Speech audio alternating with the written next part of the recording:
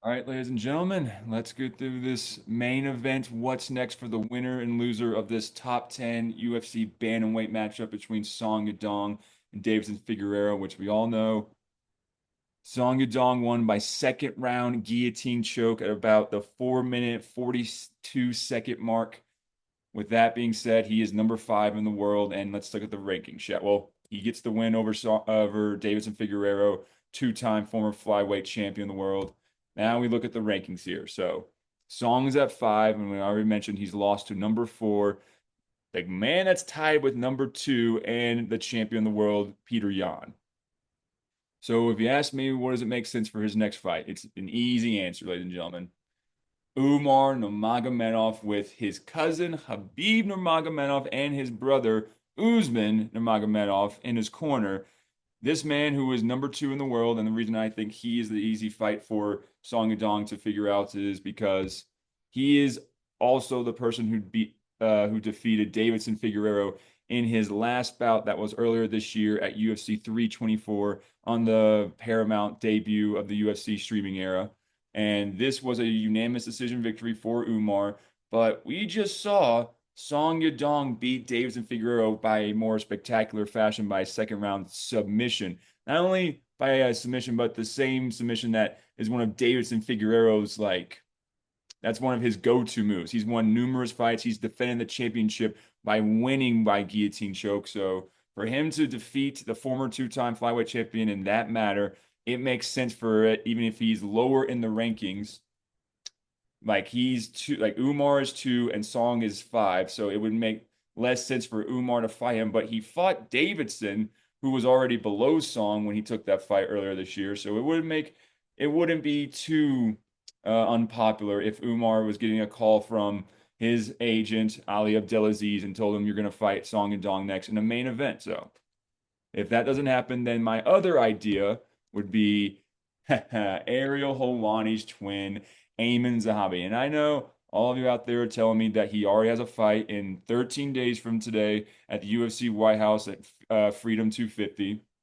But let's just say hypothetically, Sean O'Malley, I know this is a pretty ridiculous AI generated picture, but Sean O'Malley wins on the White House lawn. I know that's not even how it's going to look, but that's hilarious. And then sends Ayman Zahabi back to where he is. He's not going to go down in the rankings since Davidson's number seven and he's lost four of his last five.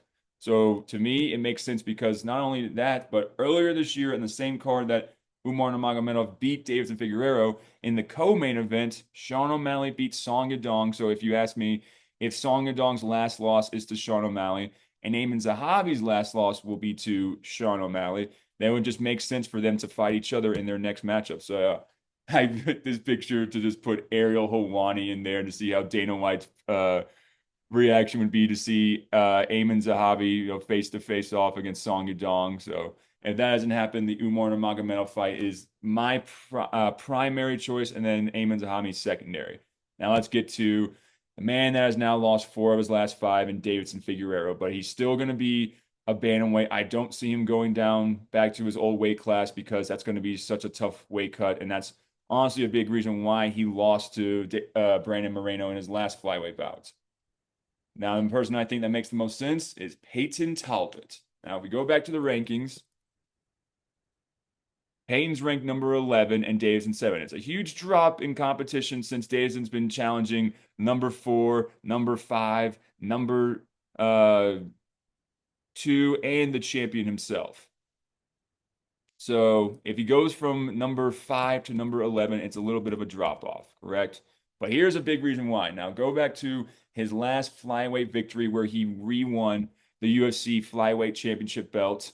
And that's when Henry Cejudo was in his corner, helping him defeat the man that has already drew him once and finished him by rear naked choke the second time. So in this third bout, he got Henry Cejudo to help him get his flyweight championship belt back and earn an immense amount of loyalty with Henry. And in the last bout that retired Henry Cejudo back at UFC 322 in December, Peyton Talbot beat Henry Cejudo by unanimous decision. And that's Peyton Talbot's last bout, and that's his last fight. So he hasn't had anything scheduled to this point yet. I think it would make sense. And if he doesn't get that, then we just saw Kai Asakura get his first UFC win over Cameron Smotherman. He's the former Ryzen, bantamweight champion, and we all know that David Figueroa is the former UFC flyweight champion, and he still wants to make a home in the bantamweight division, just like Kaya Sakura just successfully did last morning. So if you ask me, what could be a secondary choice for the former flyweight champion taking on the man that tried to come into the UFC and make his flyweight debut against the flyweight champion himself?